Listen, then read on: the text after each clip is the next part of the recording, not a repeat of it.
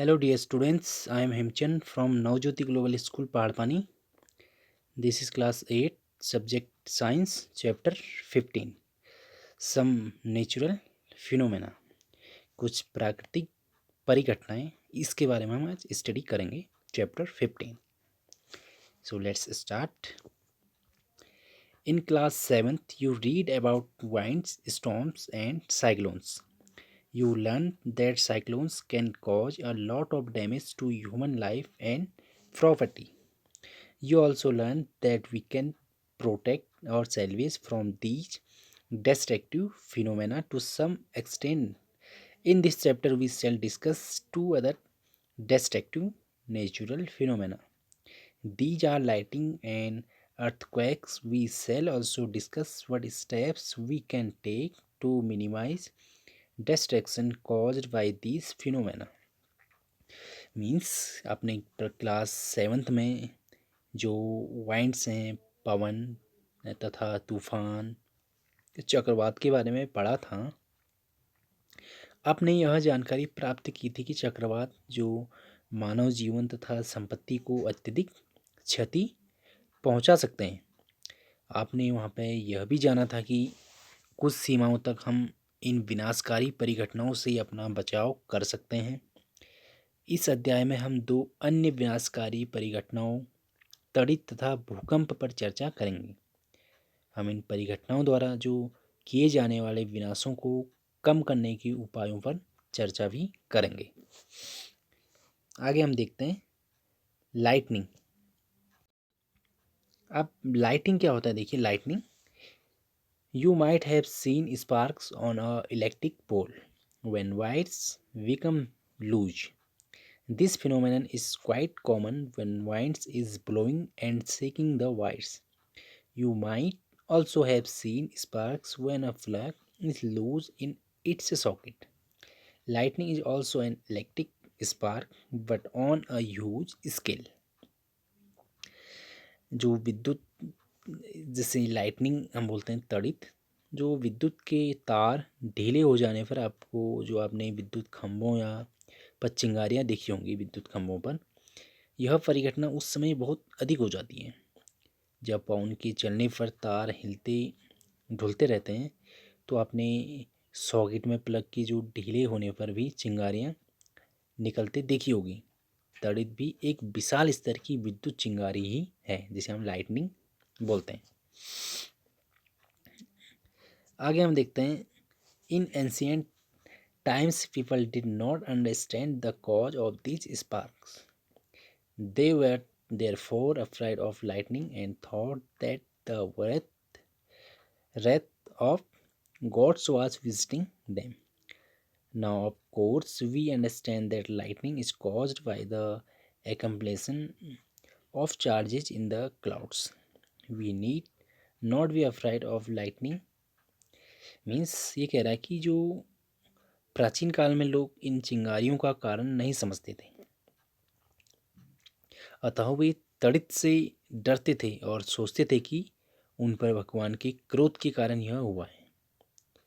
अब वास्तव में हम यह जानते हैं कि जो बादलों में आवेश के एकत्रित होने से तड़ित पैदा होती है. हमें तड़ित से डरना नहीं चाहिए, परंतु इन घातक चिंगारियों से अपने बचाव के लिए सावधानियां बरतनी चाहिए. आगे हम देखते हैं the sparks that the Greeks knew about. चिंगारियाँ जिनके विषय में यूनानी जानते थे, इसके बारे में हम आगे पढ़ेंगे. The ancient Greeks knew as early as 600 BC. अब इसका मतलब क्या होता है? 600 BC का मतलब ईसा पूर्व से भी पहले प्राचीन यूनानी यह जानते थे that when amber is your kind of reason was rubbed with fur, it attracted light objects such as hair.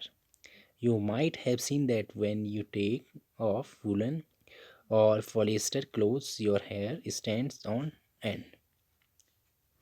इसका मतलब ये है जब एम्बर, एक प्रकार की जो राल है, को फर से रगड़ते हैं तो यह बालों जैसी हल्की वस्तुओं को आकर्षित कर लेता है. आपने यह देखा होगा कि जब आप ऊनी अथवा पॉलिएस्टर की वस्तुओं को उतारते हैं तो आपके बाल खड़े हो जाते हैं।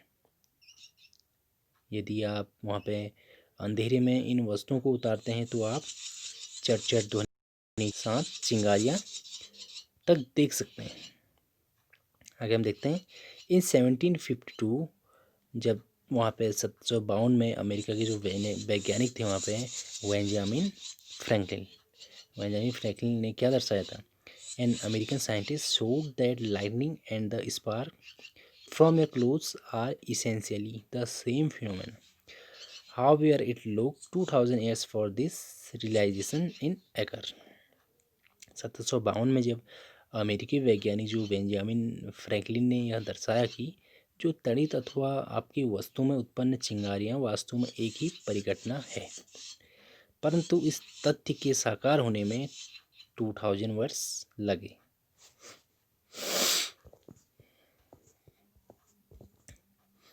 नेक्स्ट हम देखेंगे 15.2 charging by rubbing.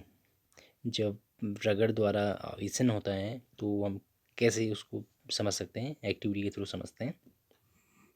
Activity 15.1 take a used ball pen refill and rub it vigorously when with a piece of polythene.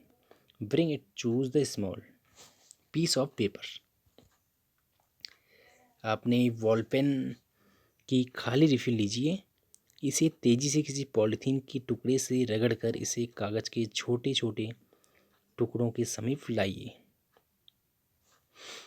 Take care not to touch the रफ्ड end of the refill with your hand और with a metallic object. Repeat the activity with small pieces of dry leaf, husk and mustard seeds. Record your observations. इसके बाद किसी धातु की वस्तु से उसे न छुएं। अपनी जो आप एक्टिविटी है को छोटी छोटी सूखी पत्तियों और भूसी तथा सरसों के दोनों के साथ दोहराएं उसे। इसके बाद अपनी जो ऑब्जर्वेशन है उसे नोट कीजिए। आगे हम देखते हैं When a plastic refill is rubbed with polythene, it acquires a small electric charge. Similarly, when a plastic comb is rubbed with dry hair, it acquires a small charge. These objects are called charge objects. In the process of charging the refill and the plastic comb, polythene and hair also get charged. जब plastic की refill को polythene के साथ रगड़ते हैं तो यह कुछ विद्युत आवेश अर्जित कर लेता है। इसी प्रकार जब प्लास्टिक की कंघी को सूखे बालों से रगड़ते हैं तब यह भी कुछ विद्युत आवेश अर्जित कर लेता है। इन वस्तुओं को आवेशित वस्तु कहते हैं और रिफिल तथा प्लास्टिक की कंघी को आवेशित करने की प्रक्रिया में पॉलीथीन तथा बाल भी आवेशित हो जाते हैं। Let's try to charge some other object that are familiar to you. आइए हम अपनी जो आपकी जानी पहचानी कुछ अन्य वस्तुओं को आवेशित करने का वहाँ पर प्रयास करते हैं। इसके बाद है 15.2 इस एक्टिविटी के थ्रू समझेंगे। इसमें हमसे कहा गया है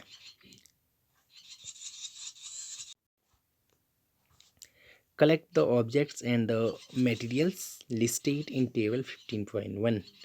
Try to charge each by rubbing with the materials mentioned in the table. Record your findings. You can add more items to the table. Table 15.1 में दी गई जो वस्तुएं हैं तथा पदार्थ वहाँ पर एकत्रित कीजिए। इनमें से प्रत्येक वस्तु की अपने टेबल में दिए अनुसार पदार्थ के साथ रगड़कर आवर्जित कीजिए उसे। अपनी अनुभवों को उसके बाद नोट कीजिए वहाँ पे। आप इस टेबल और अधिक वस्तुओं जो वहाँ पे जोड़ सकते हैं। इसमें दिया है देखिए ऑब्जेक्ट्स रब्ड, जो रगड़ी गई जो वहाँ पर वस्तु है इसका नाम आप यहाँ पे लिखा है, जैसे refill, balloon, eraser, steel spoon. और मटेरियल्स यूज्ड फॉर रबिंग, जो पदार्थ जिससे रगड़ा जाए। अब रिफिल को किससे रगड़ा जाए वहाँ पे दिया है इसमें पॉलीथीन, वूलन क्लॉथ। अब इससे जब इसको रगड़ा जाए तो attracts does not attract pieces of paper, कागज़ के टुकड़े को आकर्षित करती है या नहीं करती है। पॉलीथीन्स, वुल, जो क्लोथ्स हैं, ये आपने चेक करना है यहाँ पे।